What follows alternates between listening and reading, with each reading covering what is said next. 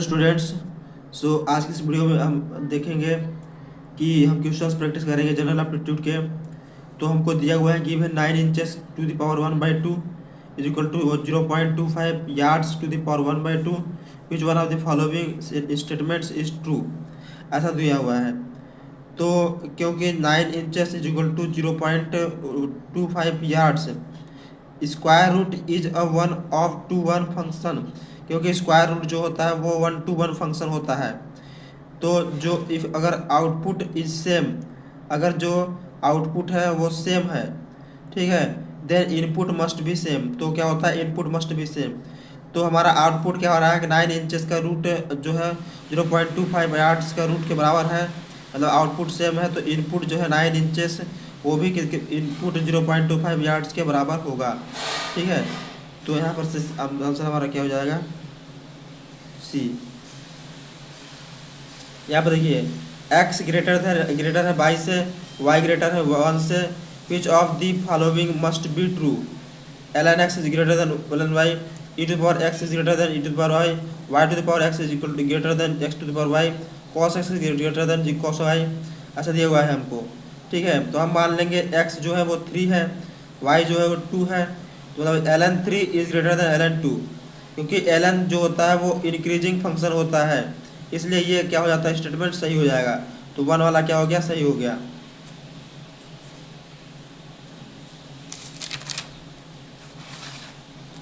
अगला देखेंगे e to the power 3 is greater than e to the power 2, ठीक है। तो ये भी अगर e ग्रेटर देन 1 होता है तो e जो होता है वो इंक्रीजिंग फंक्शन होता है, e to the power x जो होता है इंक्रीजिंग फंक्शन होता है, ठीक है। तो ये भी सही, करेक्ट सही हो जाएगा, ठीक है। अगर आधार में चेक किया, उनको रख के वैल्यूज रख के तक किया तो गलत आ गया। cos 3 cos 2 इसको रख के किया तो गलत आ गया, क्योंकि cos जो होता है डिक्रीजिंग फंक्शन होता है, ठीक है। अगला क्वेश्चन देखेंगे, ऑपरेटर्स दिए हुए हैं, आर डिफाइंड है A operator B is equal to A minus B upon A plus B, A operator B is equal to A plus B upon A minus B, A arrow B is equal to A B, find the value of A, find the value of this to this, मतलब 66 operator 6 arrow 66 operator 6। तो हम इसको operators को change कर देंगे। तो 66 minus 6 upon 66 plus 6, इधर 66 plus 6 upon 66 minus 6 arrow करके, ठीक है। तो एरो का मतलब होता है मल्टीप्लाई करना, तो इनको मल्टीप्लाई कर देंगे और इनको कर देंगे तो ए कट जाएगा, ये कट जाएगा, आंसर क्या जाएगा 1। The digit in the units place of the product, ठीक है।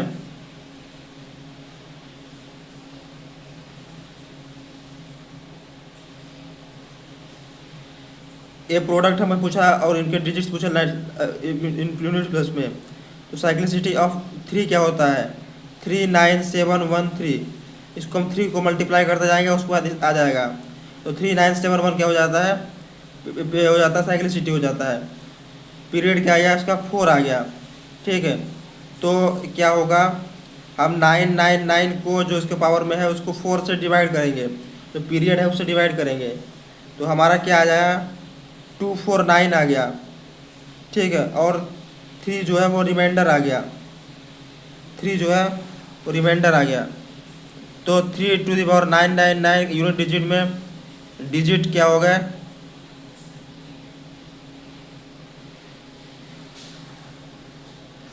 7, क्योंकि 3 जो रिमाइंडर आया और तीसरे नंबर वाला रंग कौन सा 7 है, 397, 3 नंबर वाला नंबर क्या है 7, तो यूनिट डिजिट क्या हो गया 7, ठीक। साइकिल सीट ऑफ 7 दिखा हमने 7931, ठीक है। तो यहाँ पर पीरियड क्या है 4 है, 1000 को हमने 4 से डिवाइड किया तो 250 आया, जो पूरा कट गया, ठीक है। तो इसका जो वो आएगा यूनिट डिजिट क्या आ जाएगा 1 आ जाएगा, ठीक है। तो 7 to the power 1 unit digit 1 आ गया यूनिट प्लेस पर। अब 7 इंटू 1 किया तो आएगा 7, मतलब हमारा 7 जो होगा वो आंसर हो जाएगा, ठीक है। तो कैसे निकालेंगे हम, पहले इनको हम साइक्लिसिटी फॉर्म से निकालेंगे, पीरियड निकालेंगे, पीरियड डिवाइड कर देंगे, डिवाइड करने के बाद रिमाइंडर आएगा उसको ही हम लिख लेंगे, उसको हम इसमें देख लेंगे कौन सा नंबर आता है। उसके बाद भी ऐसे दूसरे वाले में भी करेंगे हम, पीरियड से डिवाइड करके उसको नंबर देख लेंगे, रिमाइंडर कितना आता है, रिमाइंडर वाली संख्या को लिख लेंगे, ठीक है, वही यूनिट प्लस होगा, फिर दोनों को मल्टीप्लाई करके जो आएगा वो आंसर हो जाएगा, ठीक है।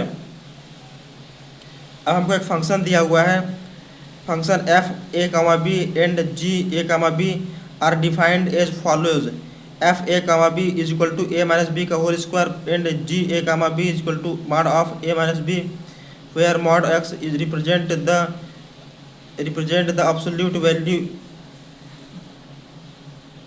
of x, what would be the value of g f1, 2 और g1, 3, ठीक है। तो यहाँ पर g f1, 3 g1, 3 ऐसा दिया हुआ है।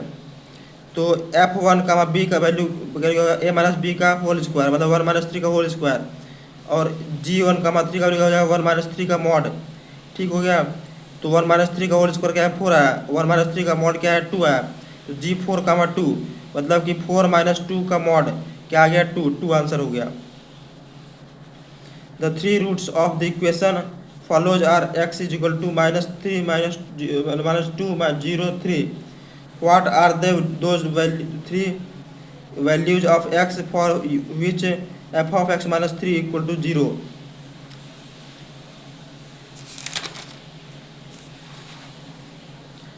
जो f ऑफ x माइनस 3 है उसका मतलब होता है कि हमने इसको राइट शिफ्ट कर दिया है, graph of f of x shift right to 3 unit, note कि रूट्स भी जो है वो राइट शिफ्ट हो जाएंगे 3 यूनिट से, ठीक है। तो -2 + 3 0 + 3 3 + 3 क्या हो गया 1 3 6, ये हो गया answer. The sum of 2 numbers is 15 and their geometric mean is 20% lower than their arithmetic mean, find the numbers. हमको जियोमेट्रिक मीन क्या दिया हुआ है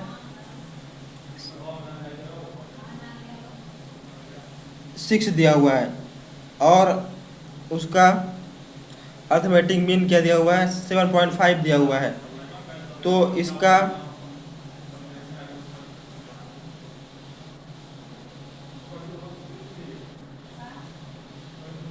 %20 लोअर है दिया हुआ है तो, ठीक है। तो यहाँ से 100% -20% कर देंगे, ठीक है। जियोमेट्रिक मीन ऑफ 2 नंबर से a, b इक्वल to root a b, arithmetic mean a + b 2 ये कर देंगे, ठीक है। इसको हमने क्या किया, इसको हमने ऑप्शन से चेक कर लिया, ठीक है।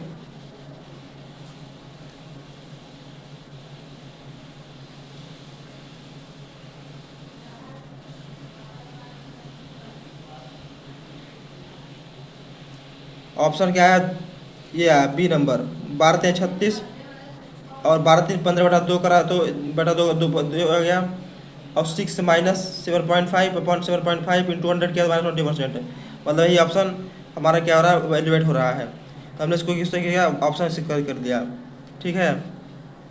क्वेश्चन नंबर अगला देखेंगे, if A381 is divisible by 11, find the value of the smallest natural number A।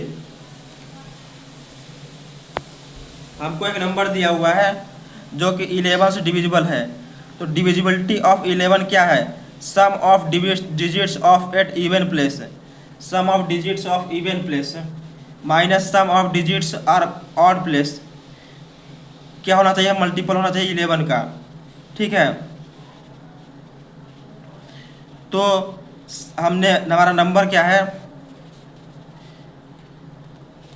A381, तो ये क्या है ऑड, ये क्या है इवन, ऑड इवन, इवन वाले क्या हो गए ए वाले हो गए, ऑड वाले क्या हो गए ए वाले हो गए, ठीक है।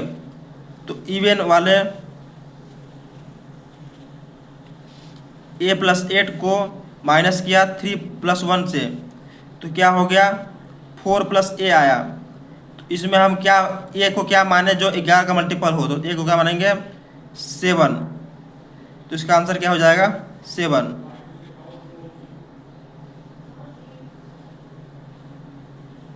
आंसर क्या हो जाएगा 7। ठीक है, अगला क्वेश्चन देखेंगे हम। If 146 factorial is divisible by 5 to the power n, then find the maximum value of n।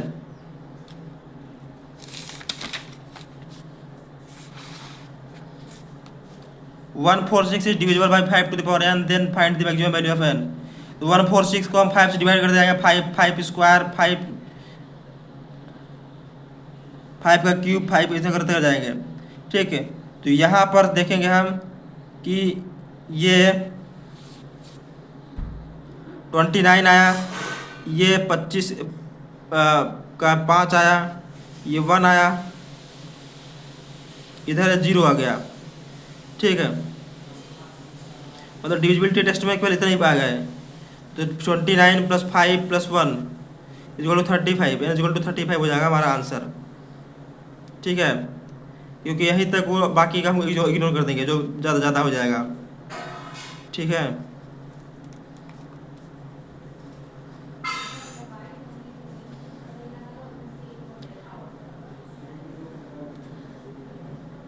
इसको देख लेते हैं हम।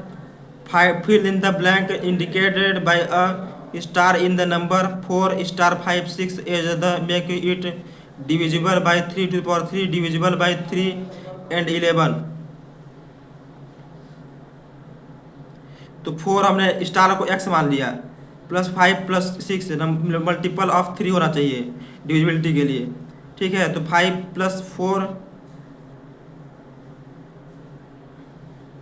तो हमने x क्या हो गया 15 + x, तो x की वैल्यू क्या होगा 0 3 6 9, ये हो सकती हैं। और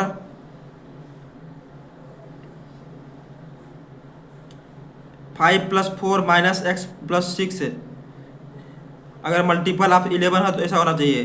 तो x = क्या हो गया 3 हो गया, तो 9 - 9 0। ठीक है,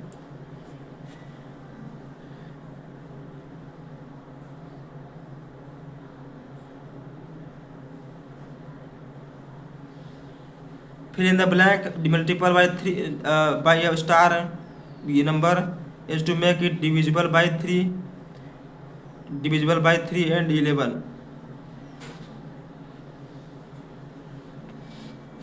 ठीक है, अगला क्वेश्चन देखते हैं। हमको दिया हुआ है question, find the value of x if a to the power a upon b की power 3 by 3x - 5 b to the power b upon a की पावर x + 3, ऐसा दिया हुआ है। हमने इसको पलट लिया, पलटने के बाद क्या हो गया, जो ऊपर का जो पावर था वो माइनस में चला गया। ठीक है, अब बेस समान है तो पावर्स भी समान होंगे, तो 3x - 5 = -x - 3। ठीक है, तो 4x = 2, x = क्या हो गया 1/2। हमसे पूछा है विच इज़ ग्रेटर 4 √4 और 5 √5। ठीक, हमने लॉग ले लिया, तो 1/4 log 4, 1/5 log 5। ठीक है, वैल्यूज रख दिया आपने, वैल्यूज रखने के बाद हमारा क्या आ गया 0.1398, इधर 0.1505। तो हमारा आंसर क्या हो गया कि log x is greater then log xy, अगर x is greater then y। ठीक है, वैल्यू रख के हमने उसको आंसर निकाल लिया।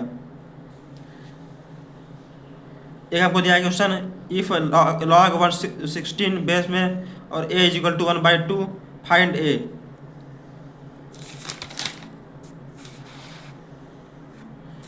यहाँ पर से क्या हो गया a = 16 टू द पावर 1/2, तो यहाँ a = 4 आ गया। यहाँ दिया हुआ a to the power x = b to the power y, c to the power z and b square = ac, then y = 2।